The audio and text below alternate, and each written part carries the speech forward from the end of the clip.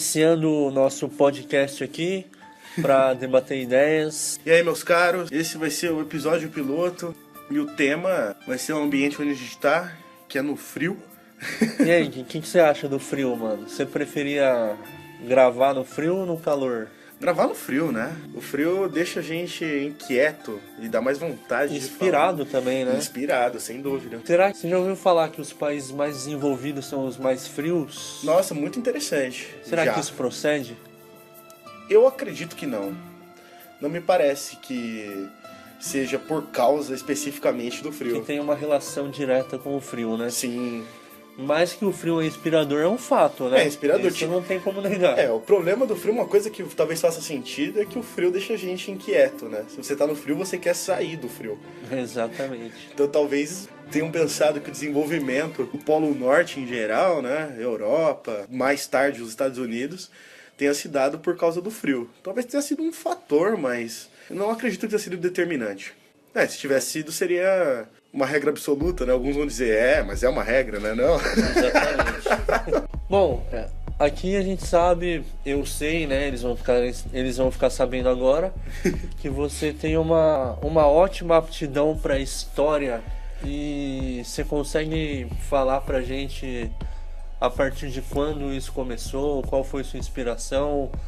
Teve alguma coisa na sua vida que aconteceu que te levou te canalizou para esse caminho ou não? O que houve? Bom, é uma aptidão que eu acho que nasceu... Bom, a memória mais antiga que eu tenho de me interessar, assim, pelo tema, era quando eu era criança. Eu jogava o Call of Duty 2. Eu lembro que eu achei muito interessante. Falei, um jogo de tiro, né? Mas eu não entendi o que tava rolando, por que tava rolando. Aí eu comecei a procurar o tema, né, do jogo pra poder me contextualizar na Segunda Guerra Mundial. Todo mundo gosta, a Segunda Guerra Mundial é meio pop, né? Horrível, né? Sangrenta, mas pop. Contraditório, né? E aí eu comecei a procurar, comecei a me interessar, achei interessante batalhas históricas, conflitos humanos, comportamento humano. E aí começou a me pegar todas as áreas da história. Psicologia também é um tema que sempre me interessou muito. E aí eu comecei a procurar entender o sentido. A sociologia também te interessa? A sociologia... Eu acredito que seja tudo relacionado, né? Toda matéria de humanas eu acho muito louco. Eu acho muito interessante.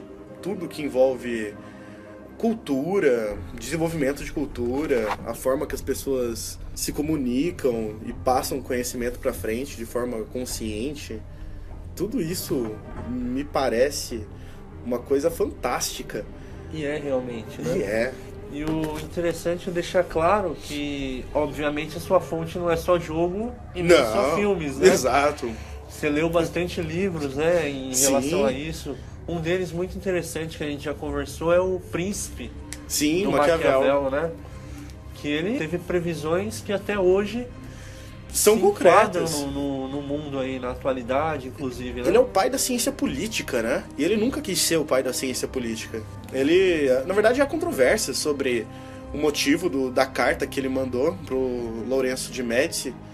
Que é ele que tá na capa, inclusive, do livro, não é? Do meu livro é.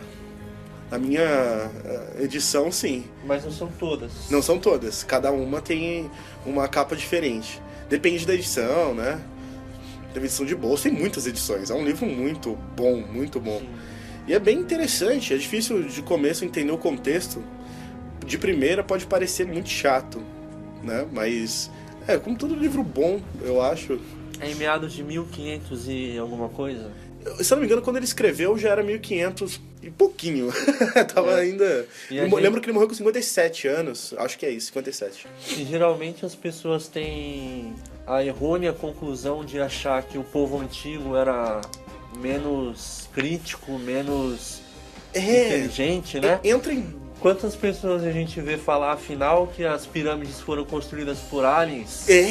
Né? Ou seja, toda a capacidade, o mérito naquela época não tinha. Não, as pessoas têm duas ilusões. Na verdade, ou elas acham que o pessoal antigamente era muito atrasado, ou que eles eram muito evoluídos, até mais do que o normal. Enquanto que não se mede isso por evolução, era o desenvolvimento natural deles naquela época, né? Se você olhar, por exemplo, a Roma Antiga, é bem interessante, porque eles desenvolveram muitas das coisas que a gente meio que utiliza até hoje, só que sem eletricidade, né? É a única diferença, se olhar bem, porque eles chegaram a juntar 1 milhão de pessoas na cidade de Roma. Obviamente que a medicina também não era boa. Muitas coisas, né, falhavam, mas o desenvolvimento deles como sociedade era muito bom. Não dá pra se comparar, assim, as culturas, por exemplo, uma questão, sei lá, os índios em 1500, certo. E os portugueses, os espanhóis falam, não, eles estavam mais atrasados, os índios. Na verdade, eles não estavam atrasados.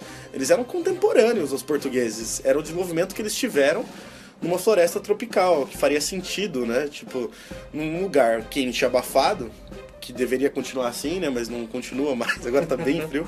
Mas um lugar quente e abafado, a galera não vai colocar roupa, tá ligado? Não faria sentido você desenvolver roupa. Exatamente. Então eles se desenvolveram...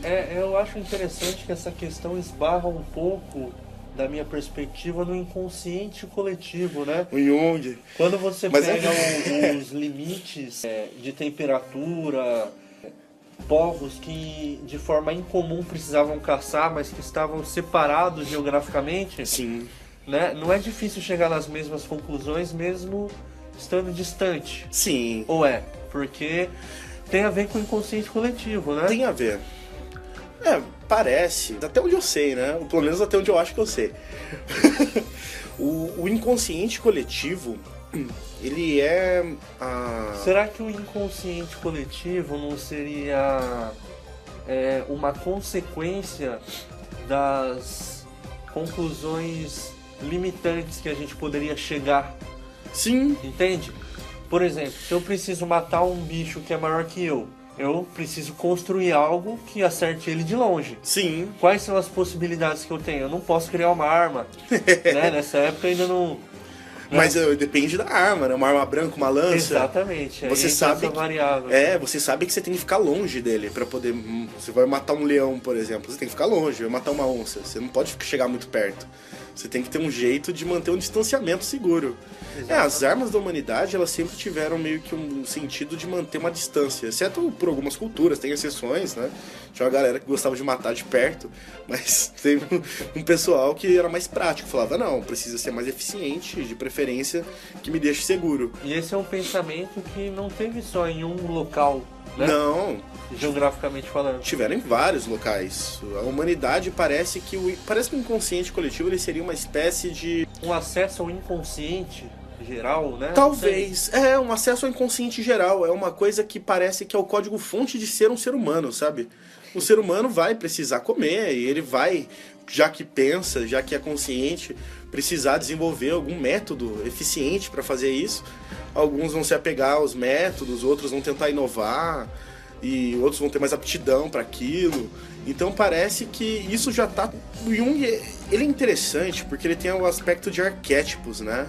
De coisas que são iguais em qualquer cultura, assim, sei lá, que se repete.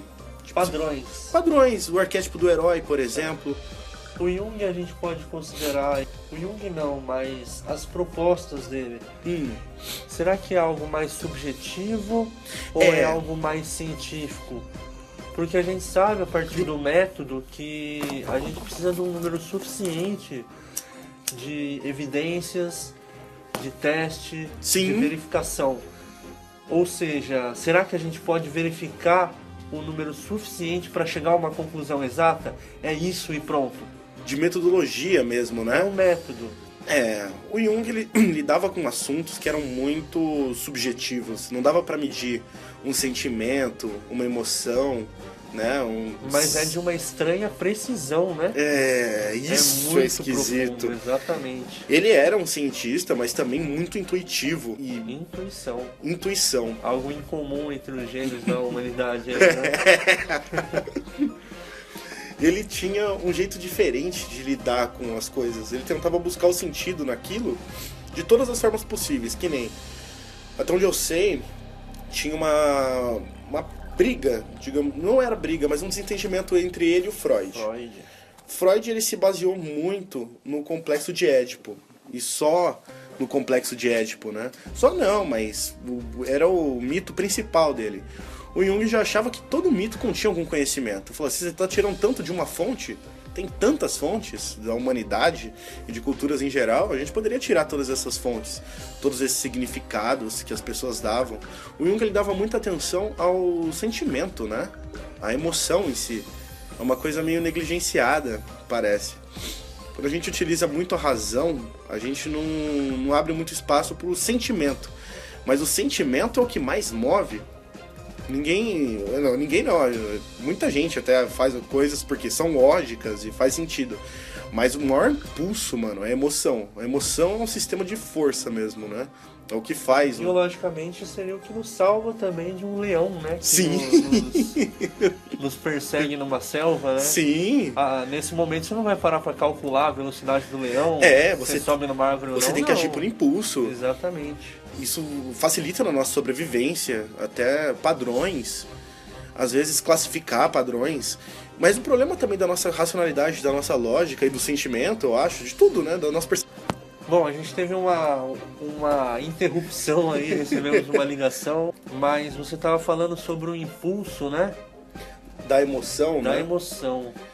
A emoção, ela é bem até calculada e avaliada, mas o potencial dela, eu acho que não é totalmente avaliado, assim. Nós agimos muito mais por emoção do que pela razão, tá ligado? Tipo, a gente primeiro sente, né? Às vezes até sente e faz alguma coisa, e depois a gente pensa e justifica com a lógica o que a gente já ia fazer, porque era do intuito do momento. É mais ou menos como a gente funciona também, né? Eu acredito que tenha relação com uma perspectiva filosófica até, me corrija se eu estiver errado, em relação ao instinto e a capacidade de criar moral. Sim. Né? Afinal de contas, o desejo que se manifesta em nós a gente não controla. Sim. Certo? Certo. A priori. No entanto, quando a gente cria uma concepção de moral, quando a gente faz parte da espécie Homo sapiens sapiens, né? O homem que sabe. A gente tem então as rédeas da vida e podemos, a partir da moral, subverter o cenário, né? O que talvez nos diferencie um pouco do restante da natureza seria essa capacidade de não colocar em prática os nossos impulsos, os nossos desejos, que é intimamente relacionado com o instinto. Sim. E através da moral agir de forma racional, né? A título de exemplo, se, sei lá, você está num relacionamento com uma pessoa, certo? Você está passando na rua, alguma outra pessoa te chama a atenção, né? E você olha, porque afinal o desejo se manifesta e a gente não controla. Sim. Né? Agora, o ato de parar e pedir o telefone, né? O ato de entrar em contato com a pessoa, aí cabe a moral impedir que os instintos e o impulso se faça presente. Vença, né? Exatamente. É uma questão da psicologia até que se eu não me engano, é o ego superego.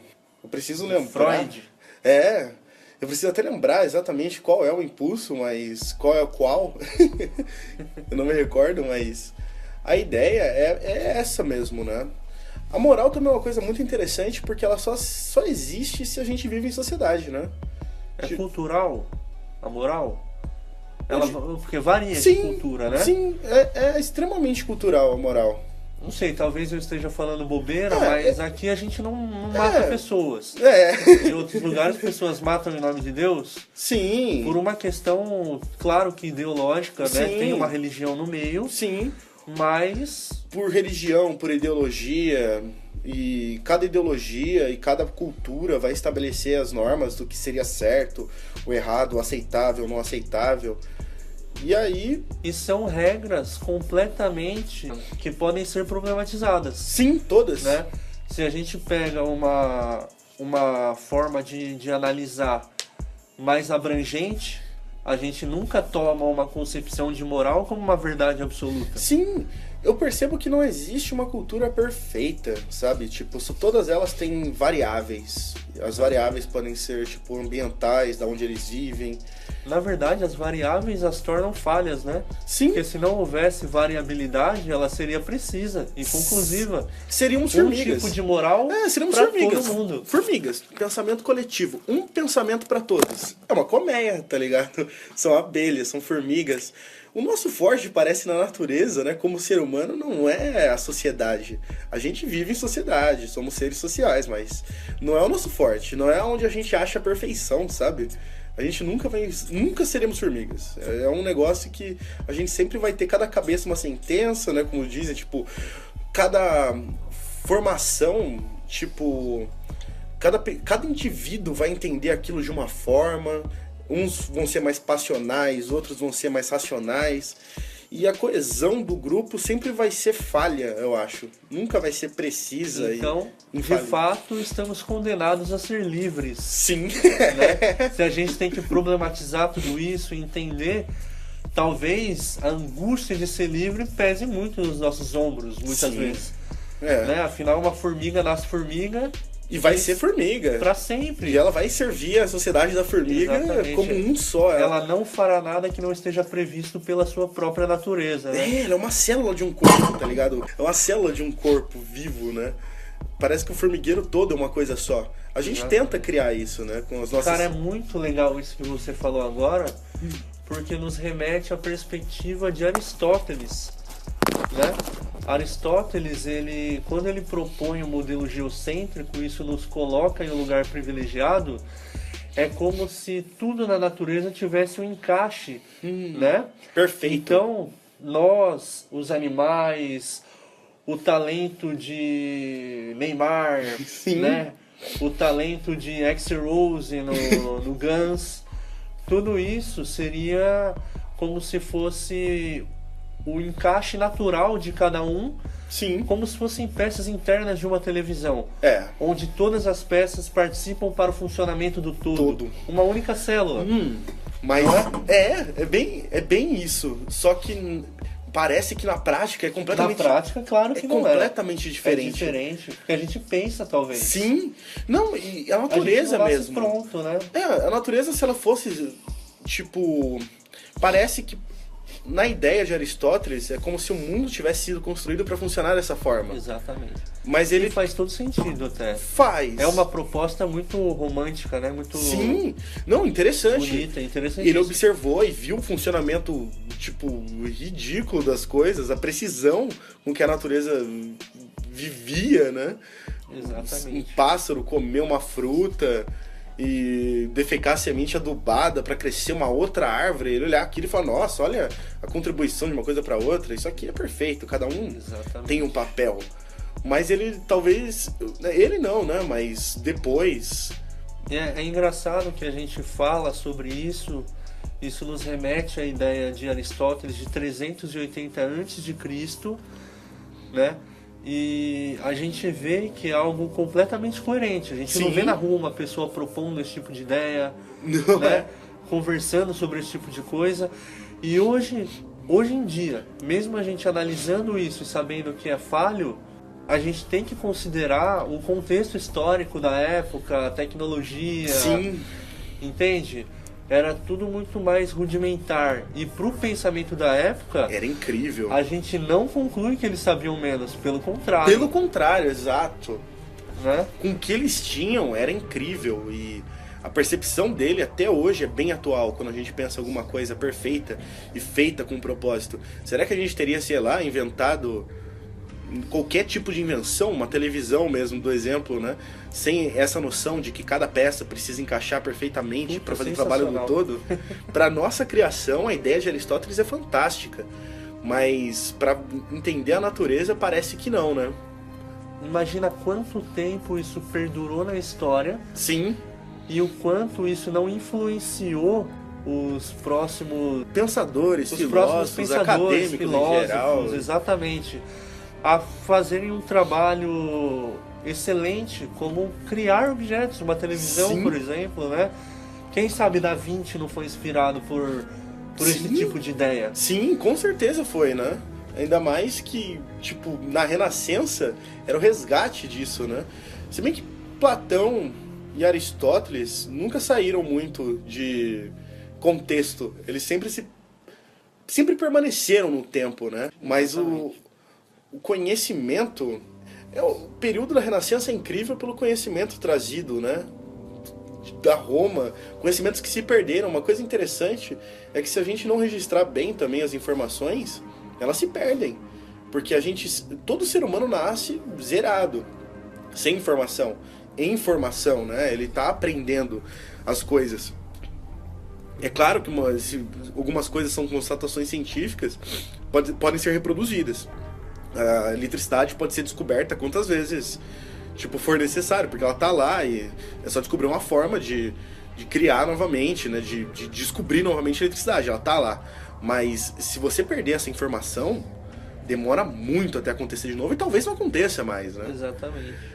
Mesmo que nós tenhamos a capacidade... E a ciência tem o quê? Tem 500 anos só? É muito novo, né? É nova, é bem nova. Às vezes a gente tem uma concepção de que tudo isso a gente viveu muito, né? Sim. Que a gente está aqui há muito tempo, que a gente já descobriu coisas incríveis. E a gente está só no começo, né? Mas tem o outro lado também, exatamente. Que nem a gente olha todo tipo de estudo e você percebe que é só um arranhão do que aquilo realmente é, né? A física mesmo, né? A Sim. gente conhece 4% do universo.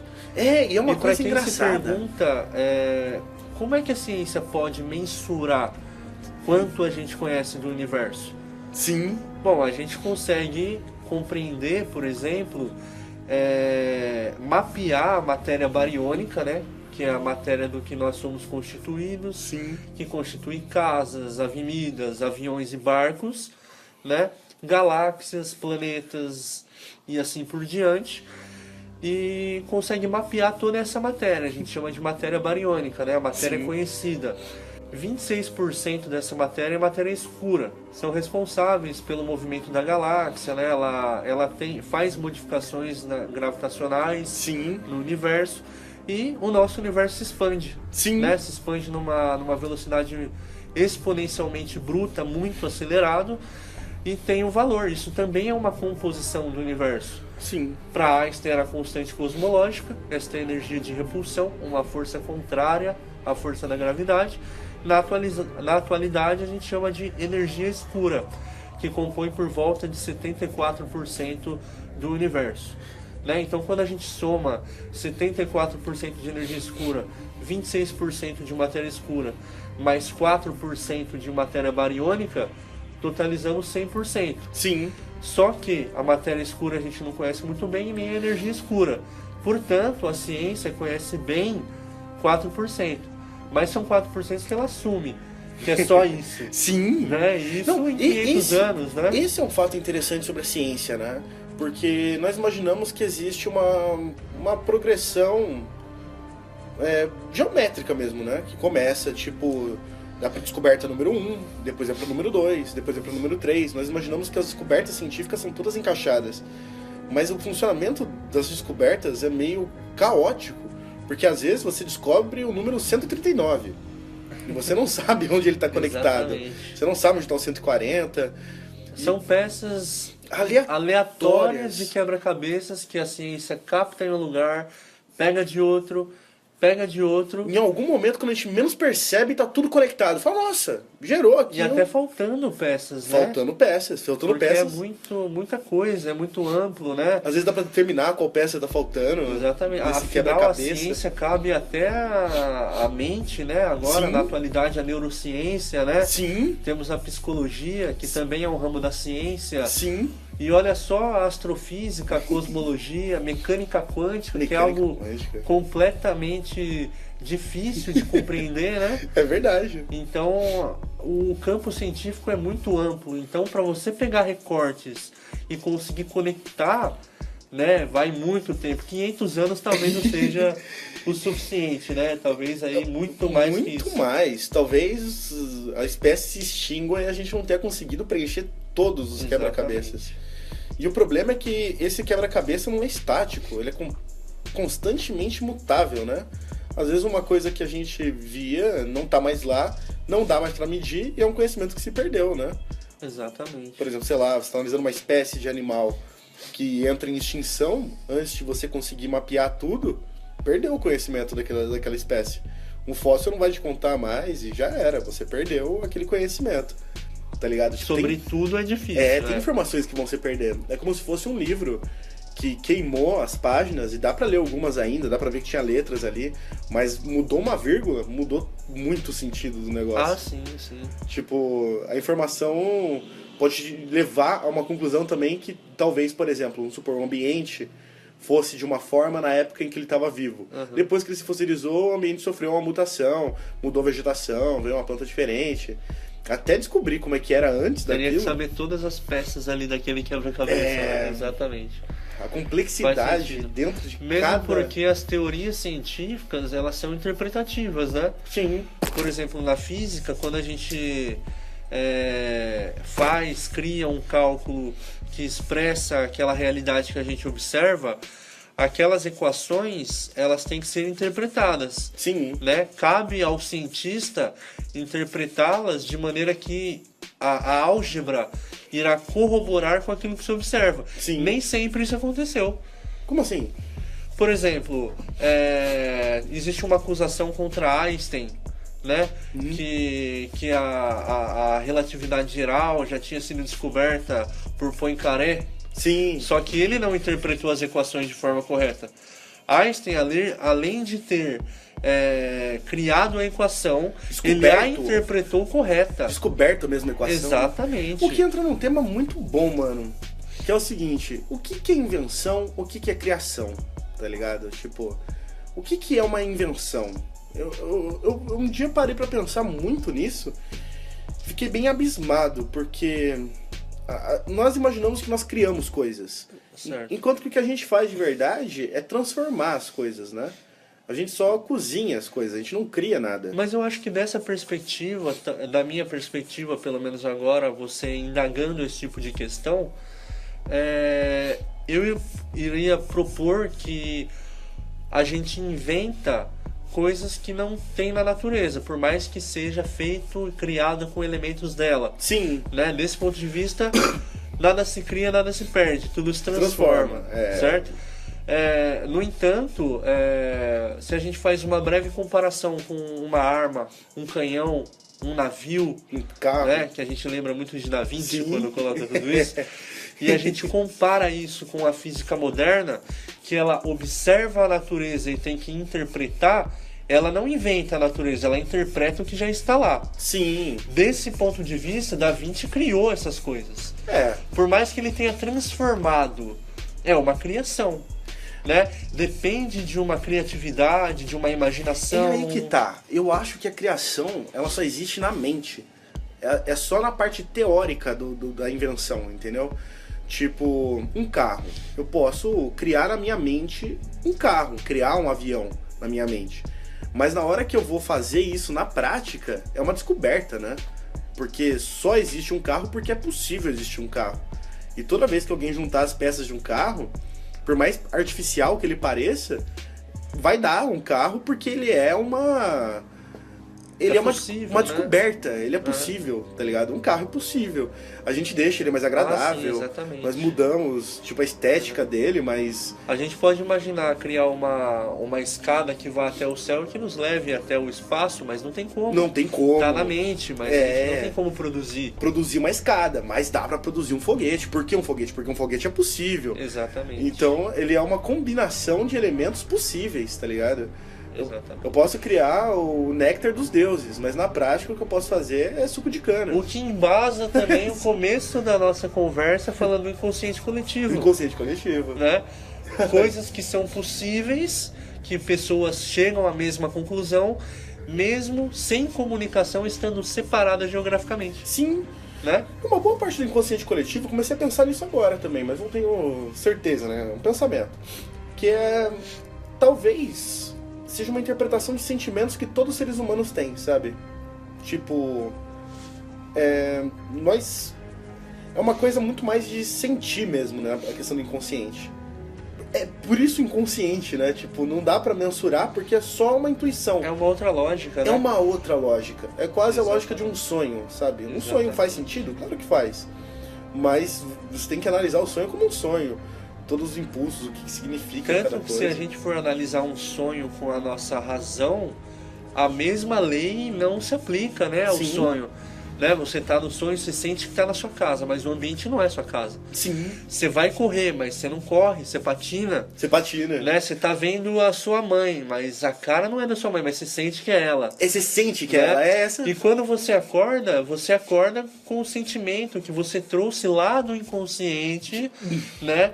Que na hora, olha que interessante, na hora o sonho pode ter sido bom, mas você pode ficar mal o dia inteiro. Sim. E como interpretar essa simbologia toda do inconsciente? Como entender todas essas emoções, É né? muito complexo, né? Involuntárias, percepções que a gente tem sem perceber que tá tendo. É só o piloto automático, né? É como se a gente ligasse a parte do piloto automático. A gente... Nossa, é incrível isso mesmo. É muito bom. É muito incrível. Como explicar até isso, né? Como explanar isso? A emoção é um campo muito negligenciado, eu E acho. você sabe que é muito mais imprescindível que a gente tenha muito mais questões do que respostas. Você sabe disso. Sim. Né? Muitas pessoas na atualidade elas querem muito o conhecimento. Como se você pudesse pegar na mão o conhecimento. Aderir ele. O problema é a busca por conclusões, né? Conclusões. Exatamente. E conclusões simples sobre coisas que são complexas, são complexas por natureza, né? Sim. Não tem como simplificar isso. Exatamente. É igual chegar alguém e falar assim, bom, é possível fazer um transplante de coração. Me ensina a fazer agora aqui. Deixa eu abrir aqui, eu quero abrir só você cortar, né? Eu quero abrir esse sapo, eu quero botar o coração desse sapo nesse outro sapo aqui e continuar funcionando. Se dá pra fazer, eu quero fazer agora. Não, calma aí, não é assim que funciona. Não, eu quero fazer agora. Exatamente. Calma, é uma coisa muito complexa. Até chegar lá, você tem que fazer muitas conexões de coisas que parecem completamente aleatórias e que são todas conectadas, né? Exatamente. E como eu dizia, o que é imprescindível é realmente as perguntas, né? Sim. Imagina só se o Papaléguas pega um coiote. Acaba o desenho. Né? Então, acabou toda a curiosidade. Acaba. Então, para que tenha, por mais que a gente ache respostas, é imprescindível que venha mais perguntas. Sim. Isso é essencial para a filosofia, para a ciência, até para as religiões. Sim. Né? Todo tipo de conhecimento humano, né? Desde, sei lá, o artístico também. Porque que nem você citou agora, o tipo, religião, ciência, são dois tipos de conhecimento da área humana, né? Uma outra área de conhecimento que eu acho muito interessante é o artístico. Porque a arte, ela envolve tudo também, né? Ela é um pouco negligenciada, porque a arte ela pode ter qualquer coisa, né? Aquela coisa, qualquer coisa pode ser arte. Mas o que é ela, senão a tentativa de transparecer uma emoção, né? Não transparecer, mas explicar uma emoção. Uma tentativa... Tentativa não, ela consegue. E ela consegue. E ela causa emoções diferentes na pessoa. Porque vai depender do que está dentro de você quando você entra em contato com aquela figura externa. Às vezes o artista tem uma intenção, mas a conclusão é completamente diferente que você tira, porque vai depender da bagagem que você tem quando você entra em contato com aquilo. Exatamente. Isso é uma coisa incrível, porque a arte ela tenta transparecer uma emoção do período até, né? Lembrando da história aqui, por exemplo, muita gente que eu conheço fala, nossa, eu acho muito chato um quadro, né? Que graça tem num quadro? Né? Por que a Mona Lisa vale tanto? Porra, além do fato histórico, tem outros quadros históricos que não valem tanto. Mas por que ela vale tanto? É pela subjetividade, além da figura. Peculiaridade. Também, né? É a ideia de passar a visão e o sentimento de uma época através das gerações. Exatamente. Uma das 7 artes, né? É uma das 7 artes. A que eu mais gosto, a que eu acho mais completa. Claro que cada uma tem a sua forma de expressão, né? Tem a literária. E a maioria das artes, quando elas aparecem, elas não são consideradas artes. Por exemplo, sei lá... Qual é a sua? Quem que você se identifica mais? Cinema. Cinema, muito bom. Cinema, puta. E a gente tá sempre exposto ao cinema. Quando a gente quer fazer alguma coisa, por exemplo, quero dar uma distraída, vamos ver um filme, ou ver uma série. poxa vida, isso é tudo cinematográfico, né? Tipo, Exatamente. nós temos contato direto com o cinema e a gente despreza bastante a arte em geral, né? Eu acho que toda história contada, vinda da cabeça de alguém, vale a pena ser assistida e vista. Ah, sem dúvida. Até as ruins. É interessante, é importante, né? É muito importante, porque afinal tudo a gente pode levar como referência, Sim, né? Nesse sentido, quando eu vejo algo que é ruim, eu aprendo o que não ser. Né? Aquilo que é bom a gente repete e assim por diante. Aí tá a grande compreensão da arte. Sim. Também, né? Quando a gente entende que a gente pode ter como referência tanto aquilo que é bom como aquilo que é ruim para formar nós mesmos. não, e a parte interessante, tipo, até a definição do que é bom e o que é ruim, tá ligado? Tipo, eu não lembro aonde eu vi, e eu acho que foi recente isso, mas era tipo, o ruim, nós entendemos que aquilo é ruim porque nos traz geralmente uma emoção ruim, né? Uma emoção negativa. Muito interessante. Mas às vezes uma coisa pode ser extremamente trazer uma experiência bem horrível e dolorosa, né? Até um filme, uma série, e ser incrível ao mesmo tempo, né? Para uma outra pessoa, talvez. Sim! Né? Não, e até pra você mesmo. No final você fala, nossa, olha só. E você fica curioso pra ver mais Exatamente. daquela coisa que é terrível, mas te conecta com alguma coisa, Exatamente. te abre uma margem Me diferente. lembrei em uma cena da minha vida assistindo um filme com a minha namorada, em que ela estava encantada com a cena. A gente estava vendo, acho que era Interestelar, né? Ou a viagem interestelar, tal, sobre buraco negro, buraco de minhoca, tal. E ela gostando muito daquilo e eu super angustiado por saber que tudo aquilo é real, aquela imensidão, né? A mesma coisa. A mesma coisa que transborda sentimentos e sensações diferentes para as pessoas. Perspectivas diferentes dependendo da bagagem que você carrega Exatamente. até aquele momento. Exatamente. Dá pra você olhar uma coisa em um momento e achar completamente inútil e olhar aquilo uma semana depois e falar, meu Deus, era disso que eu precisava, sabe? Porque Exatamente. é sempre complementar, é sempre muito interessante. Alguma coisa quando é ruim, eu fiquei pensando, tipo, um filme ruim. Um filme ruim seria um filme raso, né? Um filme sem propósito, um excesso de clichê. Banalzão.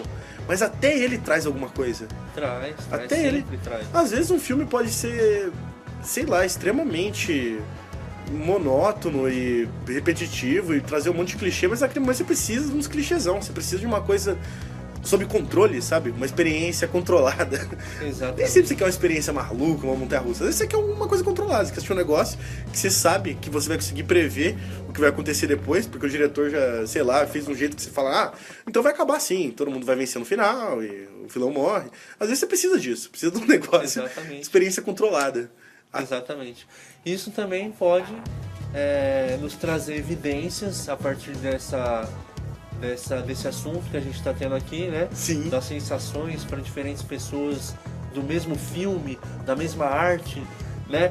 E concluir que as pessoas são diferentes. Não tem o porquê, sabe, eu deixar de ter um contato com você porque você não gosta de determinada coisa, porque eu te julgo errado por isso. Sim.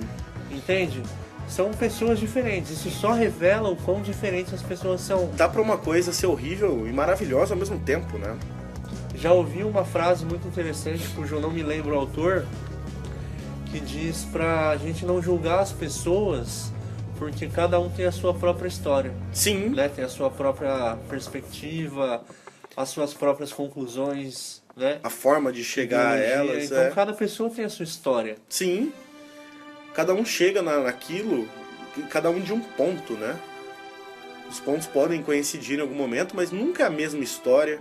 As pessoas, você nunca vai encontrar uma pessoa que vai ver a mesma história da outra. Exatamente. Que vai sentir a mesma coisa naquele momento. Aquele momento, cada momento é separado, né? A gente pensa, não, ao mesmo momento, não, todos os momentos são separados. Cada interação leva a uma conclusão diferente. Não existe muito fórmulas, né? Não, é sem fórmulas. É sem fórmulas. É sem medição mesmo. Não dá nem pra medir, né? Não tem como medir. Falando em filme, por exemplo, eu assisti um filme sobre a história do McDonald's e eu achei incrível a história do McDonald's. Eu imaginei, quando eu comecei a assistir, que ia ser uma experiência tranquila. Falei, um filme legal.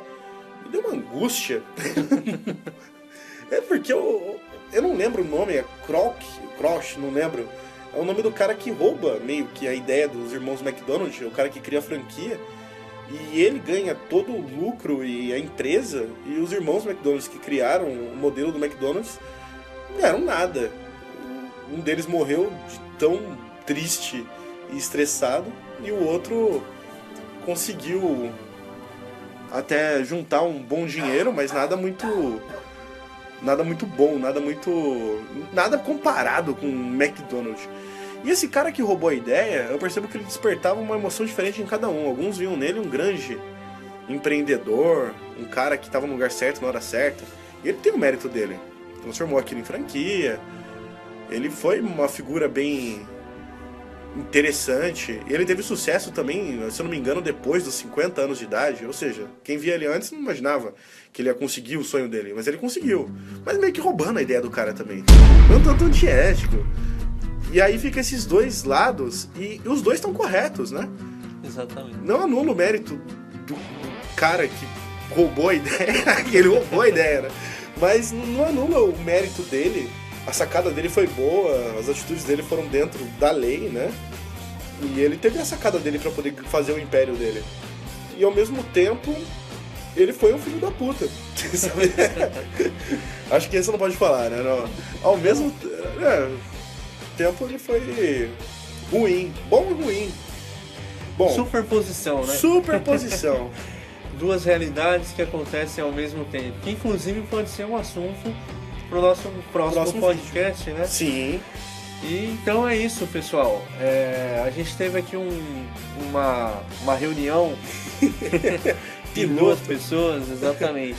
Reunião piloto. Para iniciar, a gente não sabe bem como que isso ia fluir, mas com o passar da experiência que a gente vai adquirindo aqui, a gente vai canalizando melhor as perguntas, o assunto, para poder responder algumas das questões, né? Nós vamos aperfeiçoando. Aí, exatamente, que estão aí na descrição do canal. Então é isso, espero que vocês tenham gostado. Esse foi só uma introdução. Um abraço e até a próxima. Falou, meus caros.